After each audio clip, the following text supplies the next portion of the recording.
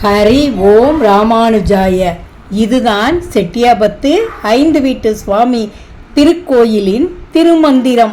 தூத்துக்குடி மாவட்டம் உடன்குடிக்கு அருகே செட்டியாபத்து என்ற கிராமத்தில் இந்த கோயில் உள்ளது.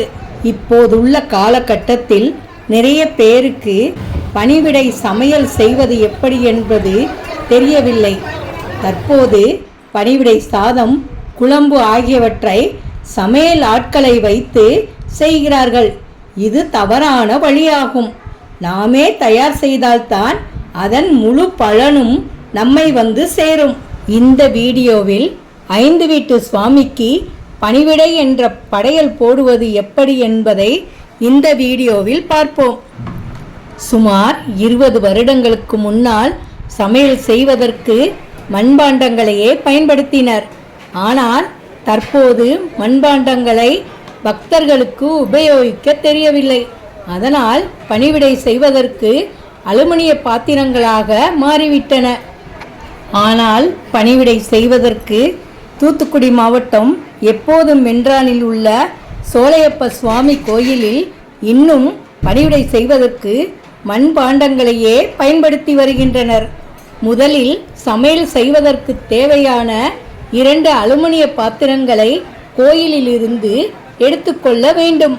அதனை நன்றாக கழுவி சுத்தம் செய்து அந்த பாத்திரங்களுக்கு பூச்சுற்ற வேண்டும்.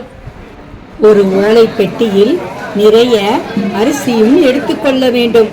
நாம் பணிவிடை செய்ய போகும் ஆத்தி, நடையன், கிரிச்சூட்டான் இவைகளை குளிப்பாட்டி கழுத்தில் பூச்சுற்ற வேண்டும்.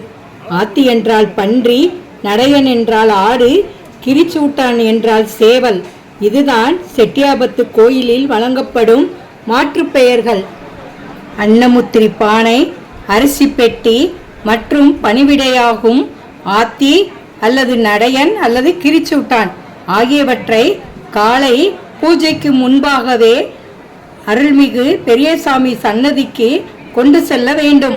அங்கு அண்ணாவி, பூச்சுற்றிய பாத்திரம், அரிசி பெட்டி ஆகியவற்றில் திருமணி முத்திரையிடுவார்.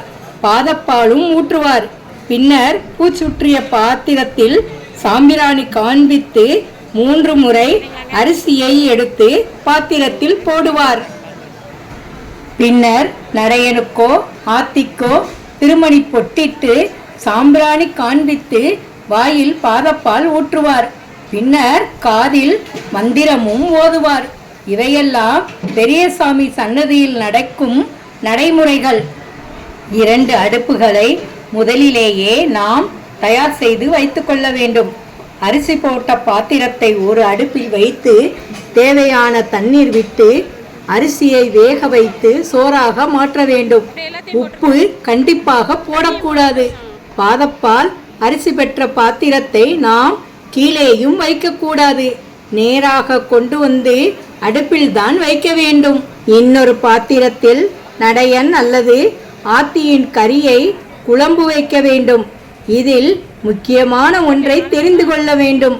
குழம்பை கண்டிப்பாக தாளிக்க கூடாது. நடையன், ஆத்தி, கீரி மற்ற பணிவிடைகளின் போது நகம், ரோமம், செதில்களை தவிர்த்துவிட வேண்டும். மற்றபடி உடலில் உள்ள அனைத்து பாகங்களில் இருந்தும் சிறிது எடுத்து குழம்பு வைக்க வேண்டும். தோல், குடல் போன்றவற்றையும் பயன்படுத்த வேண்டும். வெங்காயம், மசால் பவுடர், இஞ்சி பூண்டு சேர்க்கலாம். எண்ணெய் கண்டிப்பாக சேர்க்கக்கூடாது. உப்பும் போடக்கூடாது. சமையல் முடிந்தவுடன் முத்திரை வைத்த அன்னமுத்திரி பானை, குழம்பு பானை, தேங்காய், வாழைப்பழம், அர்ச்சனை தட்டு ஆகியவற்றை எடுத்துக்கொள்ள வேண்டும்.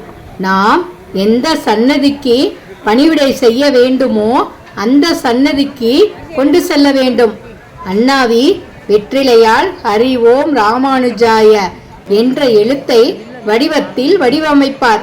மந்திர பாட்டிலை பூஜை செய்து கொடுப்பார். இதில் என்ன விசேஷம் என்றால், பெண்களுக்கு மட்டுமே முன்னுரிமை கொடுத்து பணிவிடை பிரசாதத்தை பெண்களின் சேலை தலைப்பில் கொடுப்பார். பெண்கள் அந்த பிரசாதத்தை அனைவருக்கும் பகிர்ந்தளிப்பார்.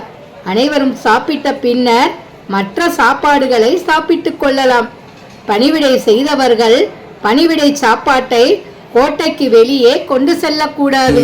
போடு போடு போடு போடு பதிவிடைய போடு, நாடு நாடு நாடு நாடு பக்தியத்தான் நாடு.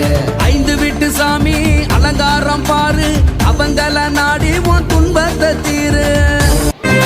அருள்மிகு பெரியசாமி, அருள்மிகு பெரிய பிராட்டியார், அருள்மிகு ஆத்திசாமி, அருள்மிகு திருப்புலி ஆழ்வார் கோயில்கள் ஸ்தாபிதம் செய்த நாளைத்தான் கொண்டாடும் திருநாள்தான் சித்திரை பூஜை கூட்டம். இந்த வருடம் சித்திரை பூஜை கூட்டத்தில் ஏராளமான பக்தர்கள் கலந்து கொண்டு 5 வீட்டு சுவாமியின் அருளும் ஆசியும் பெற்று சென்றனர். நீங்களும் ஒருமுறை 5 வீட்டு சுவாமி திருக்கோயிலுக்கு வாருங்கள். மீண்டும் மீண்டும் வர தூண்டும் அற்புத கோயில் இது. பல புரட்சிகரமான கருத்துக்களை உள்ளடக்கிய அற்புத கோயில் இது. கருவறைக்கே சென்று வணங்கக்கூடிய புரட்சிகரமான கோயில் இது. பெண்களுக்கு முன்னுரிமை கொடுத்து வணங்கக்கூடிய அற்புத தலம் இது. நீங்களும் ஒருமுறை வாருங்கள்.